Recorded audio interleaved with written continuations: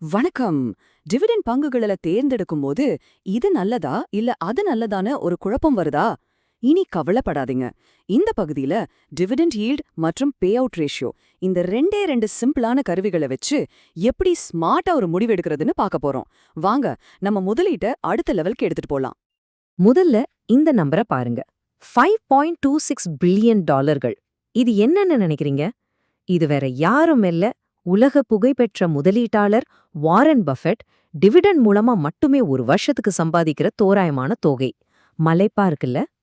அந்த $1 பில்லியன் வருமானத்தோட ரகசியம் வெறும் டிவிடெண்ட் தொகையில மட்டும் இல்ல. நிறைய முதலீட்டாளர்கள் இங்கதான் ஒரு பொதுவான தப்பு பண்றாங்க.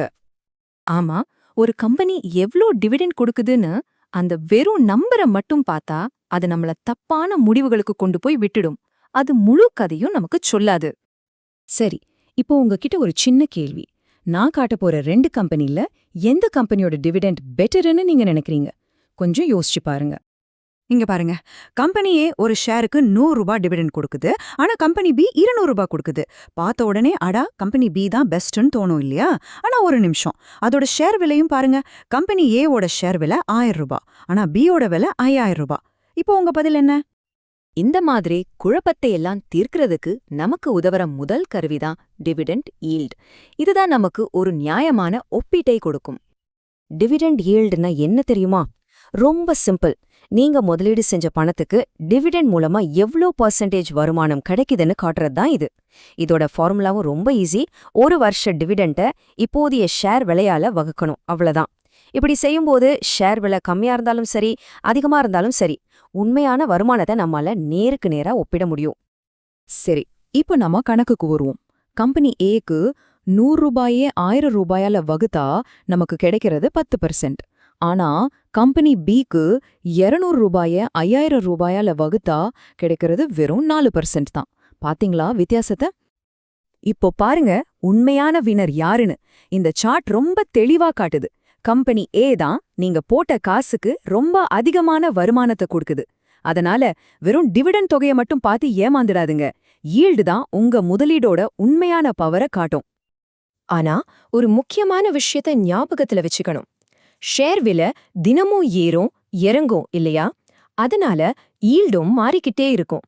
இன்னைக்கு 10% இருக்கிற ஈல்ட் அடுத்த வாரம் 8% கூட குறையலாம். அப்போ ஒரு கம்பெனி இந்த டிவிடெண்ட தொடர்ந்து கொடுக்குமா கொடுக்காதான்னு எப்படி தெரிஞ்சுக்கிறது? அதுக்கு நமக்கு இன்னொரு கருவி தேவைப்படுது. ஈல்ட்ல இருக்கிற இந்த மாற்றத்தையும் தாண்டி ஒரு கம்பெனி எவ்வளவு நிலையானது, எவ்வளோ கன்சிஸ்டண்டா இருக்குன்னு செக் பண்ண உதவுற 2வது கருவிதான் dividend pay out ratio. Dividend pay out ratio, அதாவது டிபிஆருங்கிறது, ஒரு கம்பெனி தன்னோட லாபத்துல எவ்வளவு சதவீதத்தை நமக்கு டிவிடெண்டா கொடுக்குதுன்னு காட்டுற ஒரு கண்ணாடி மாதிரி. இதோட ஃபார்முலா ஒரு ஷேருக்கு கிடைக்கிற டிவிடெண்ட அதே ஷேருக்கு கம்பெனி சம்பாதிக்கிற லாபத்தால, அதாவது EPS ஆல வகுக்கணும். சுருக்கமா சொன்னா கம்பெனி எவ்வளவு தாராளமா இருக்குன்னு இது நமக்கு காட்டிடும். உதாரணத்துக்கு, ஒரு கம்பெனி ஒரு ஷேருக்கு $100 சம்பாதிச்சு அதுல $40 நமக்கு டிவிடெண்டா கொடுத்தா அதோட பே அவுட் ரேஷியோ 40%. இதுக்கு என்ன அர்த்தம்னா, கம்பெனி தன்னோட லாபத்துல 40% ஷேர் ஹோல்டர்ஸ்க்கு கொடுத்துட்டு மீதி 60% திரும்பவும் கம்பெனியோட வளர்ச்சிக்காகவே முதலீடு செய்யுதுன்னு அர்த்தம். ஒரு கம்பெனி தொடர்ந்து அதிகமான பே அவுட் ரேஷியோவை மெயின்டைன் பண்ணுதுன்னா அது பெரும்பாலும் ஒரு ஸ்டேபிளான நல்ல வளர்ந்த கம்பெனின்னு சொல்லலாம். ஆனா சின்னதா வேகமா வளர்ற கம்பெனிகள் பொதுவா கம்மியான பே அவுட் ரேஷியோவை தான் வச்சிருக்கோம். ஏன்னா அவங்க லாபத்தை திரும்பவும் பிசினஸ்லயே முதலீடு செய்ய விரும்புவாங்க. நிஜ உலகத்திலேருந்து ஒரு உதாரணம் பாப்போமா? NMDC மாதிரியான கம்பெனிகள் அவங்க சம்பாத்தியத்துல ஒரு பெரிய பகுதியை தொடர்ந்து டிவிடெண்டா கொடுப்பாங்க. இன்னொரு பக்கம் ரிலையன்ஸ் இண்டஸ்ட்ரீஸ் மாதிரி பெரிய கம்பெனிகள் அவங்க லாபத்துல ஒரு சின்ன பகுதியை மட்டும் டிவிடெண்டா கொடுத்துட்டு மீதிய வளர்ச்சிக்கு முதலீடு செய்வாங்க. இது 2 கம்பெனிகளோட வேற வேற திட்டங்களை காட்டுது. ஆக இப்போ உங்ககிட்ட டிவிடெண்டுகளை அலசி ஆராய ஒரு சூப்பரான 2 கருவிகள் கொண்ட கிட் இருக்கு. பாருங்க, நீங்க எல்லாத்தையும் தெரிஞ்சுக்கணும்னு அவசியமே இல்ல. ஆனா இந்த 2 விஷயங்களை மட்டும் நீங்க கண்டிப்பா தெரிஞ்சுக்கணும். இது மட்டுமே உங்களுக்கு ஒரு தெளிவான பார்வையை கொடுத்துடும். இதுதாங்க உங்களுக்கான இந்த சிம்பிளான 2 ஸ்டெப் டிவிடெண்ட் செக்லிஸ்ட். ஸ்டெப் 1, வருமானத்தை சரியா ஒப்பிட்டு பார்க்க டிவிடெண்ட் ஈல்ட பயன்படுத்துங்க. ஸ்டெப் 2, கம்பெனியோட நிலைத்தன்மையை செக் பண்ண பே அவுட் ரேஷியோவை பாருங்க. ரொம்ப சிம்பிளா இருக்குல்ல? கடைசியா ஒண்ணு ஞாபகம் வச்சுக்கோங்க. ஈல்டு எவ்வளவு கிடைக்கும் அப்படின்ற கேள்விக்கு பதில் சொல்லும்.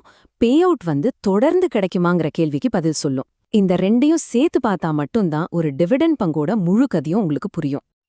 இப்போ நீங்க கத்துக்கிட்டத வச்சு உங்க போர்ட்ஃபோலியோல இருக்கிற பங்குகளை எடுத்து பாருங்க. உங்க பங்குகள் உங்களுக்கு என்ன கதைய சொல்லுது, அதோட ஈல்டு என்ன, பே அவுட் ரேஷியோ என்னன்னு கொஞ்சம் ஆராய்ஞ்சு பாருங்களேன்.